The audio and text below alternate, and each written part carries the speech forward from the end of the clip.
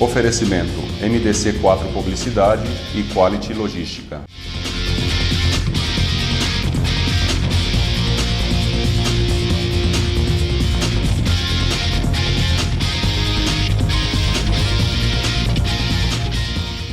Sejam bem-vindos ao programa Logística em Foco. Hoje nós vamos falar um pouquinho para vocês sobre o Corpo de Bombeiros. Nós estamos aqui com o Tenente Coronel Erivelton Oliveira, que é responsável pelo 19º Agrupamento de Bombeiros de Jundiaí e Bragança. Coronel, muito obrigado por ter aceito o nosso convite. Eu que agradeço o convite. Espero colaborar um pouquinho para as informações.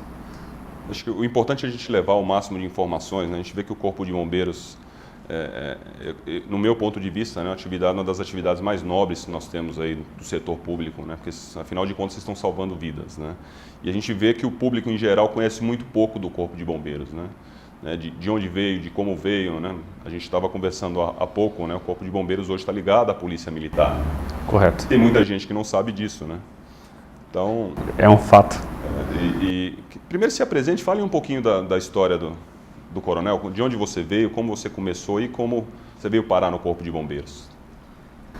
Bom, meu nome é Erivelton de Oliveira, entrei na Polícia Militar em 1987, fiz o curso de formação de oficiais e saí aspirante em 1989. Atuei nas atividades de policiamento ostensivo e no ano de 1996 eu prestei o concurso para a especialização em bombeiros e me formei em 1997. Fui classificado no município de Guarulhos e atuei até a minha promoção a capitão. Depois eu saí, voltei para a atividade de policiamento e, promovido a tenente-coronel, fui designado pelo governador do estado, Dr. Geraldo Alckmin, a comandar a região de bombeiros de Jundiaí e Bragança Paulista. E por que a atividade de bombeiro, né? Você estava na Polícia Militar e qual foi o gatilho, vamos dizer assim, para escolher o Corpo de Bombeiros? A história é piegas, né? Mas o fato é que quando eu morava num bairro em São Paulo chamado Jaçanã, estávamos eu e meu irmão na calçada observando uma atividade de bombeiro, né? Aí eu falei pro meu irmão, isso daí eu tinha em torno de 7 anos, eu ainda vou trabalhar nesse caminhão. E aquela ideia foi se fortalecendo ao longo sete anos, né? Aquela ideia foi se fortalecendo ao longo da adolescência, né? E eu sempre queria realizar essa empreitada. Tive sucesso e empenho para entrar na Polícia Militar, né? E ao longo dos anos fui traçando as características necessárias para a atividade de bombeiro, né? Ela, apesar de estarmos na mesma instituição, a atividade de bombeiro ela é diferente da atividade de polícia, né? Para o profissional de polícia, né? Bem diferente. Bem diferente. A gente estava até comentando, né, sobre os riscos, né? Então, os riscos são bem diferentes, né? Mas existe um risco muito grande, né? Fala um pouquinho para a gente da estrutura. Como é que é a estrutura hoje dos bombeiros aqui? Aquilo que a gente falou, ela é ligada ao governo, ela é ligada ao Estado, ela é ligada à Polícia Militar. Acho que para a gente entender um pouquinho mais como é que funciona a estrutura do Corpo de Bombeiros aqui na nossa região. Bom, o Corpo de Bombeiros é uma organização policial pertencente à Polícia Militar do Estado de São Paulo, subordinada evidentemente à Secretaria de Segurança Pública e ao governador do Estado de São Paulo.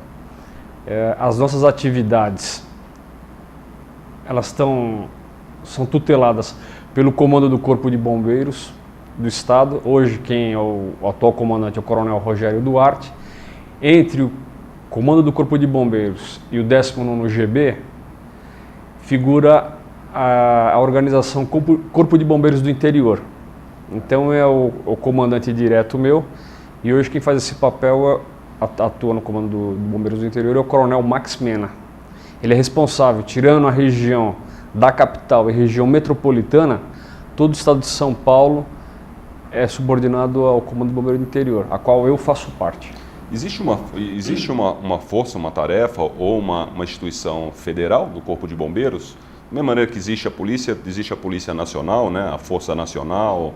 Existe alguma coisa ligada à federal do Corpo de Bombeiros ou toda a instituição é estadual, ligada a um governo estadual? Não existe forças federais atuando no Corpo de Bombeiros, que executa o serviço de Corpo de Bombeiros, né? Fazendo um parênteses, a Força Aérea Brasileira, nos aeroportos de grande magnitude, né, no caso nosso de Cumbica, o aeroporto do Rio de Janeiro, Tom Jobim, eles têm brigadas de incêndio. Correto. Faz parte da legislação. Um corpo de bombeiro que tem a dimensão da Força Nacional, não existe isso, por enquanto, na nossa legislação, né? Não tem essa autorização. O governo do estado de São Paulo, isso é ato do governador do estado, ele às vezes empenha bombeiros do estado de São Paulo para outros estados. Então nós já atuamos colaborando com Santa Catarina, já estamos colaborando com na época dos alagamentos, com o Rio de Janeiro, e também já colaboramos com alguns estados do Nordeste. Mas isso daí não é uma ação odierna, né, que eu diria falar, né? Sim, é colaborativa. Né, colaborativa. Depende do governador autorizar, né? Eu me recordo do Rio de Janeiro também, com os desabamentos que houveram no Rio de Janeiro alguns anos atrás, foi força dos bombeiros de vários locais para ajudá-la no salvamento das pessoas também, né?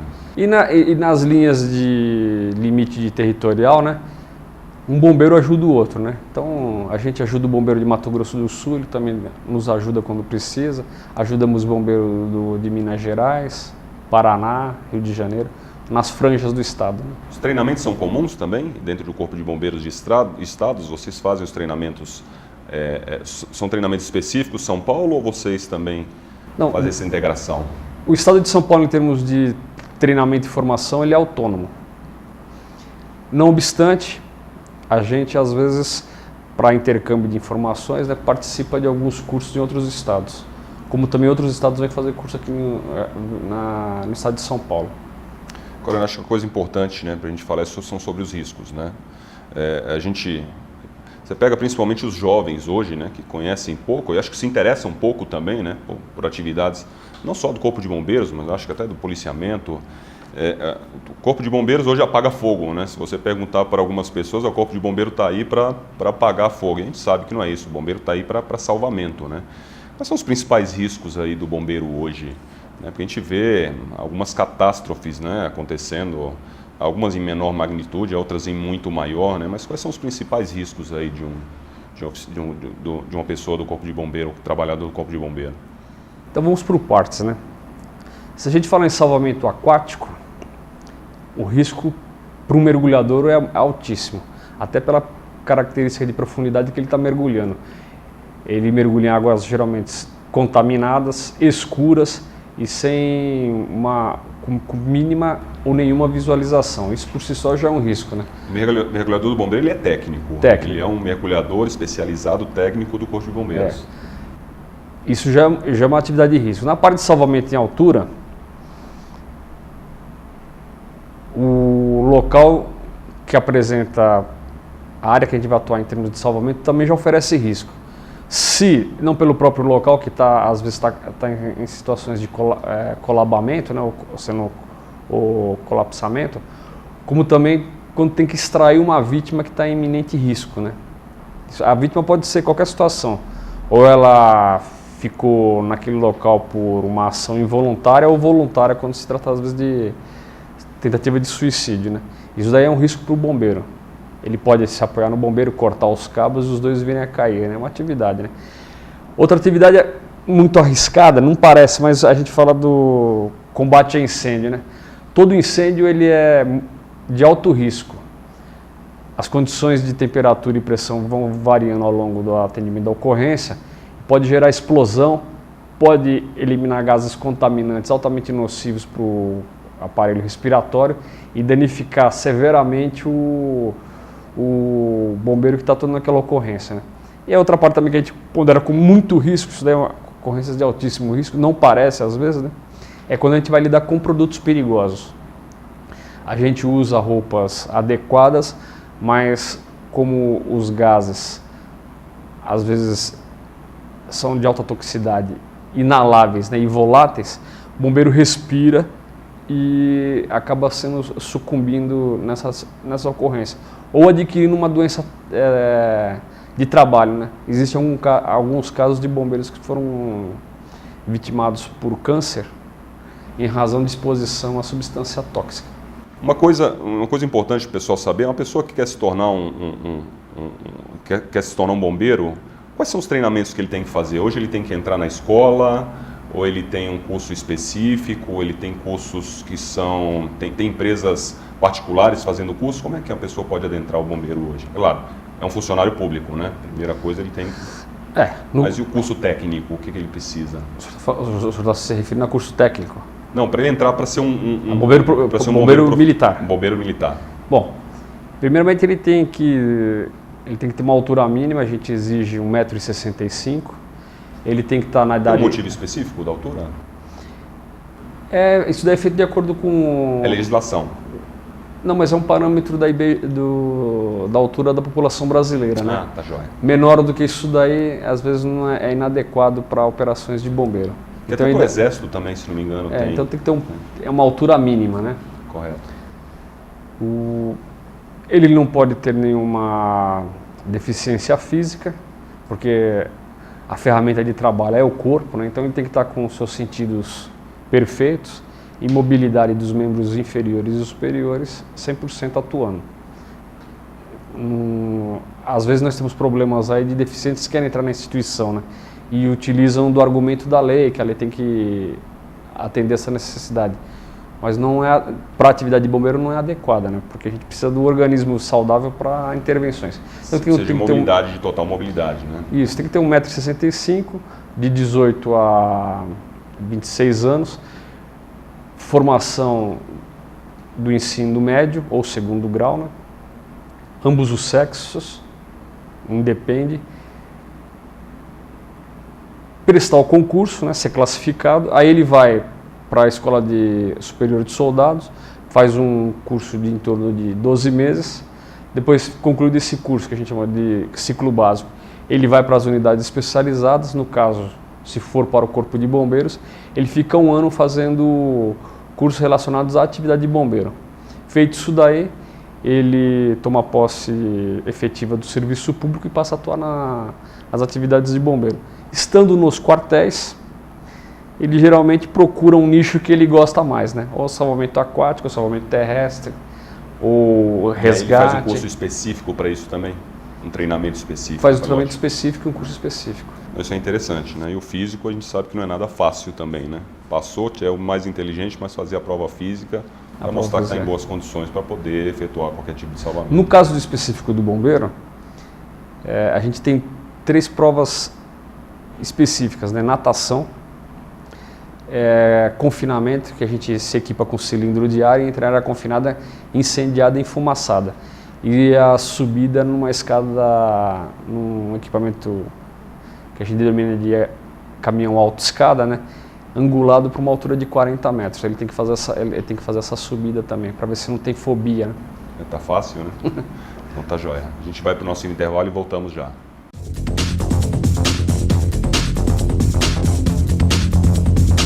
Não perca esta grande oportunidade de gerar negócios. Confira os maiores eventos que serão realizados em 2016 pela Adelson Eventos. De 21 a 24 de julho, 13ª FEICAD, Feira do Imóvel, Construção, Condomínios, Arquitetura e Decoração. De 18 a 21 de agosto, Feira de Noivas e Festas de Jundiaí e Região, Beleza, Estética, Show Hair. De 16 a 18 de setembro, Feira Educando, escolas, faculdades, universidades, serviços e produtos para a educação.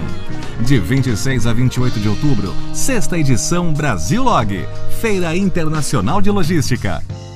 Reserve já o seu estande, diretoria@delsoneventos.com.br 7750-2060. Realização e organização, Adelson Eventos.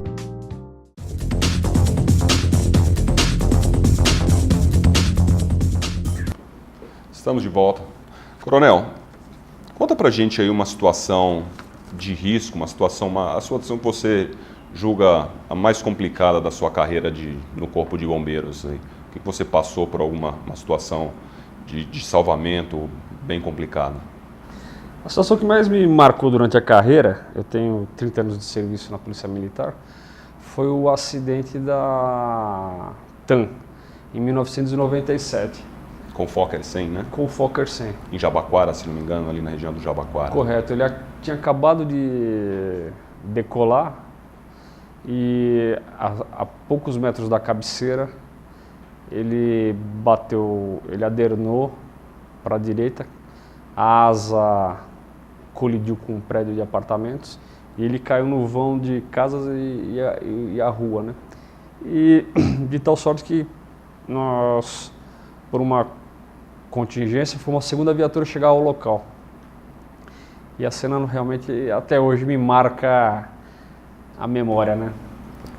E como é que funciona o trabalho de resgate nesse momento, né? Porque ali a gente sabe, num acidente desse não tem vítimas, mas você tem todo o cercamento ali da área, isolamento da área, acho que todo um trabalho psicológico, as pessoas, eu imagino que o desespero das pessoas, né, ali na região para familiares ou o que quer que seja, né? Como é que funciona o trabalho? Porque a gente fala trabalho sob pressão, né? Eu acredito que um trabalho com mais pressão do que esse, sendo a segunda viatura a chegar, como é que...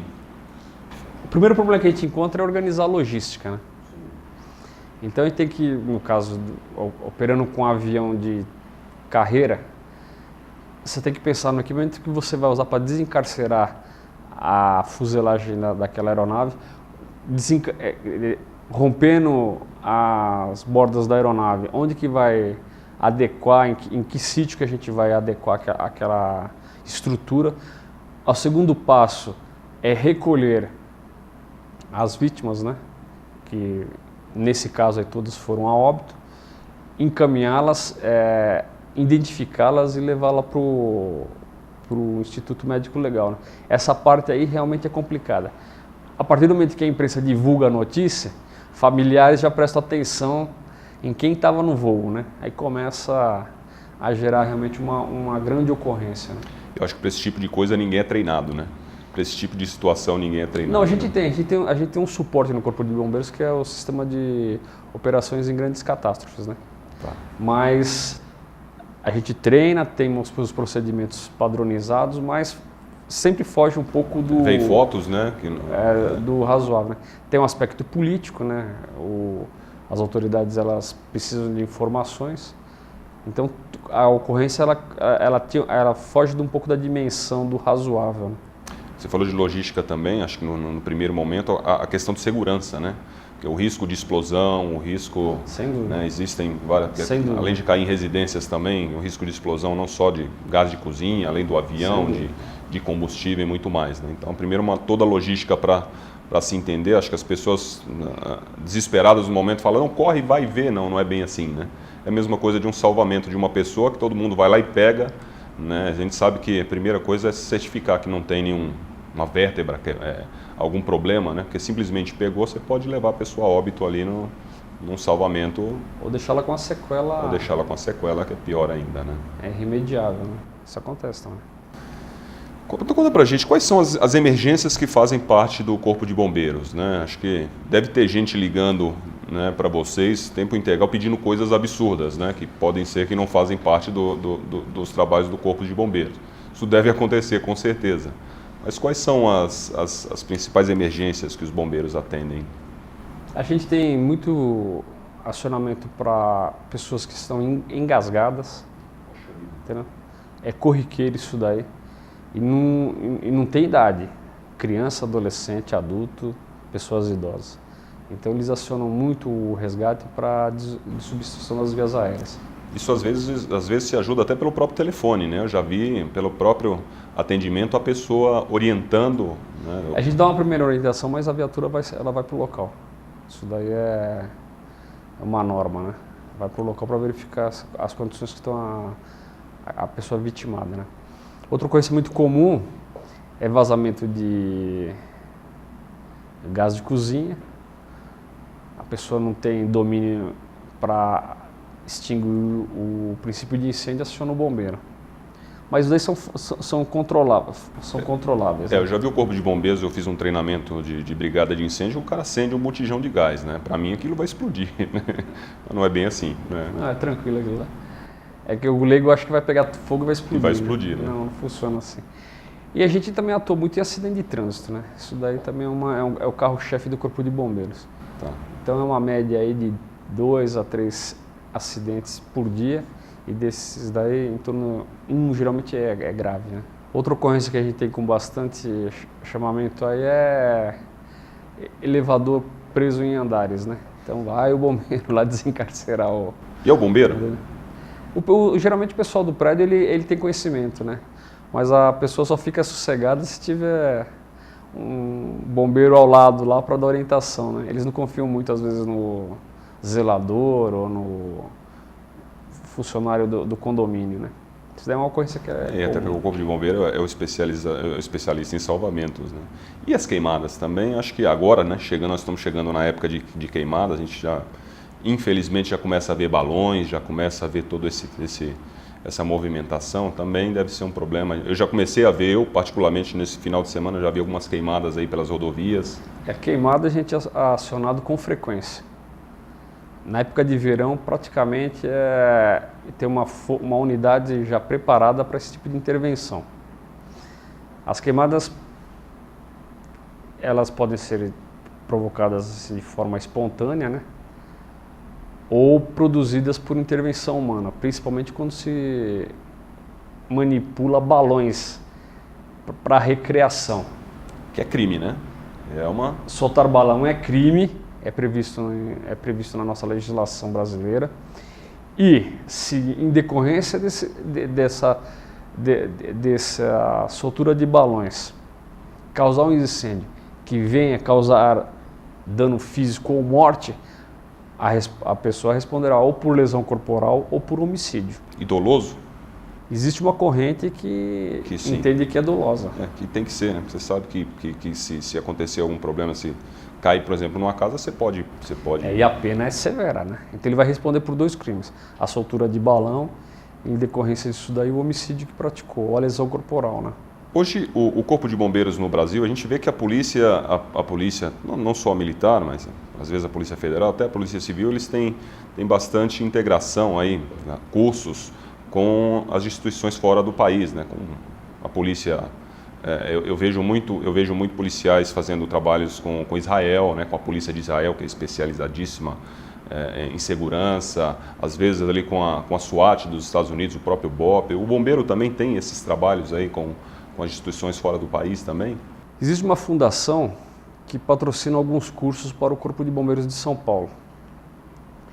E todo ano é selecionado um grupo de profissionais para fazer cursos no Texas, Estados Unidos, e também em Londres, na Inglaterra. Por que o Texas? Lá tem uma base muito adequada de intervenção de incêndio, né? Existem 3 bases no planeta Terra com vários cenários, né? Adequados ao estudo e ao aprimoramento da técnica, né? Então fica no Texas, em Londres e na Escola Superior de Bombeiros aqui em Franco da Rocha, que é do estado de São Paulo. Em Franco da Rocha. Isso. Bom. Nós temos 3 bases aí. Hoje, São Paulo já é um recipiendário de visitantes, né? Então, principalmente aqui, profissionais da América Latina usam muito das nossas instalações para fazer curso e aprimoração. Então, não podemos dizer que somos referências hoje, não. Somos. Principalmente na América do Sul. Diria na América Latina. Agora, nós chegamos ao fim do nosso programa. Muito obrigado por ter esclarecido todas as dúvidas, né? Porque a gente... Tem bastante dúvidas sobre os trabalhos do Bombeiros, como eu falei anteriormente, é um trabalho tão nobre, né, que eu acho que a população devia conhecer muito mais, né? Acho que essa é uma oportunidade que nós tivemos para levar o máximo de informação para o pessoal. Muito obrigado por ter vindo e espero que você possa vir numa próxima vez, numa próxima entrevista. Não, a gente está aqui para precisar de qualquer esclarecimento. E a gente agradece a oportunidade aí, eu particularmente pela recepção que eu tive pela cidade de Jundiaí, né? E região aqui. Então, fui muito bem acolhido aí no período que eu estou aqui no meu comandamento, que agradeço. Muito obrigado. Estamos chegando ao fim de mais um programa Logística em Foco. Lembramos que o nosso programa inédito vai ao ar todas as quartas às 22 horas. Para quem perdeu qualquer um dos nossos programas, você pode checar na nossa página do Facebook ou no nosso canal do YouTube, que é o programa Logística em Foco. Até a próxima.